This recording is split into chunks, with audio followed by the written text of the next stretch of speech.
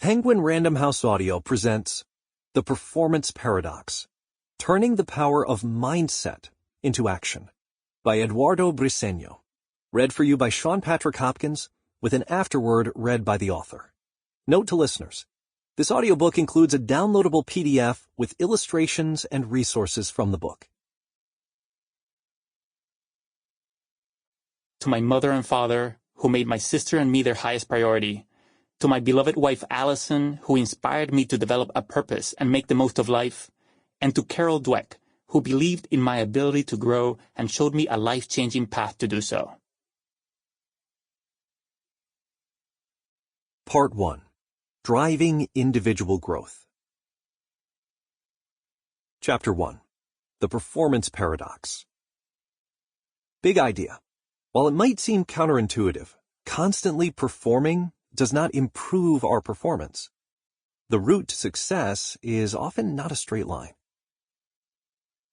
Anjali felt her palms grow sweaty every time her manager Salma asked, "Can I offer some feedback?" "No!" she wanted to scream. "I'm already working as hard as I can." Indeed she was. And since joining the company, she'd received positive feedback from managers and direct reports alike.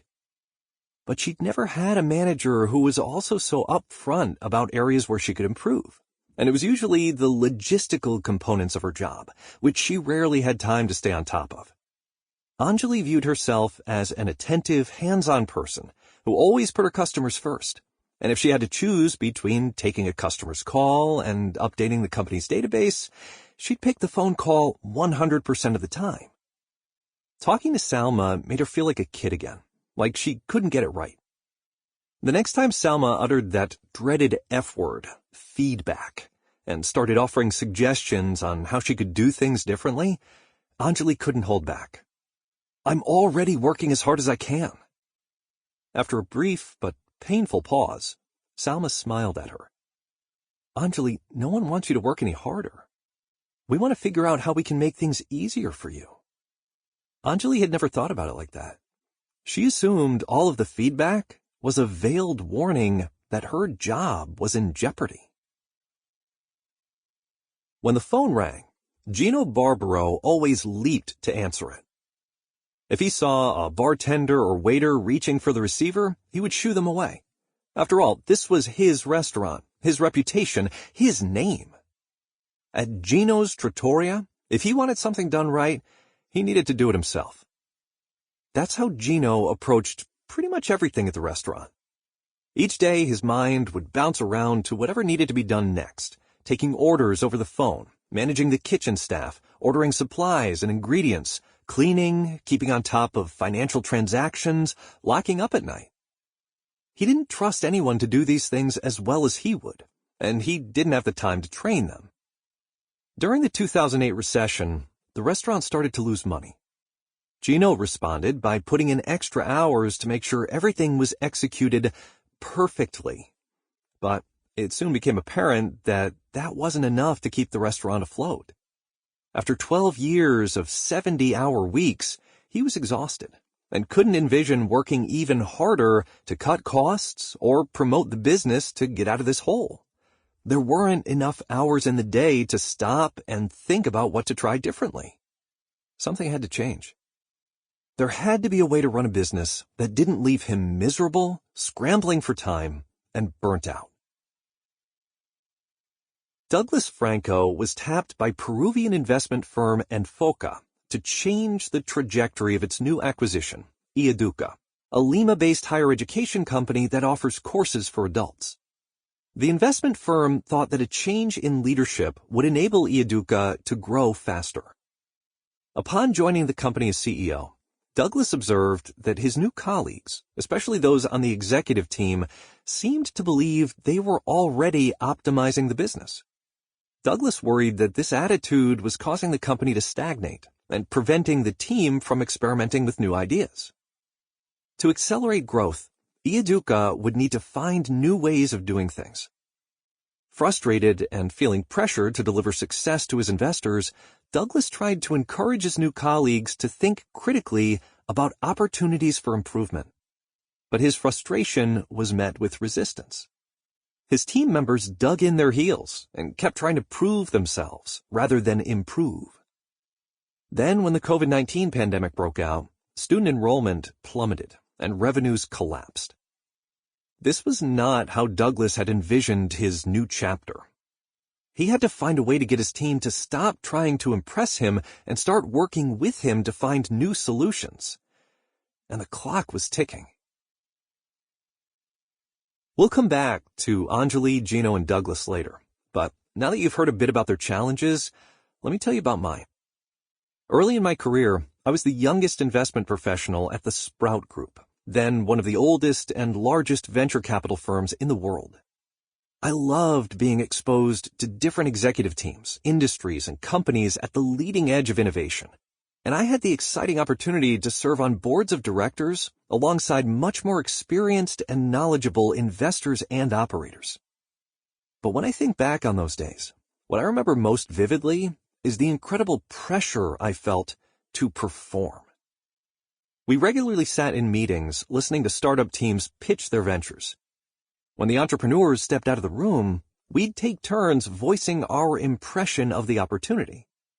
As a very junior professional just starting my career, I didn't know enough to have a strong conviction about whether an investment was attractive, but I pretended to.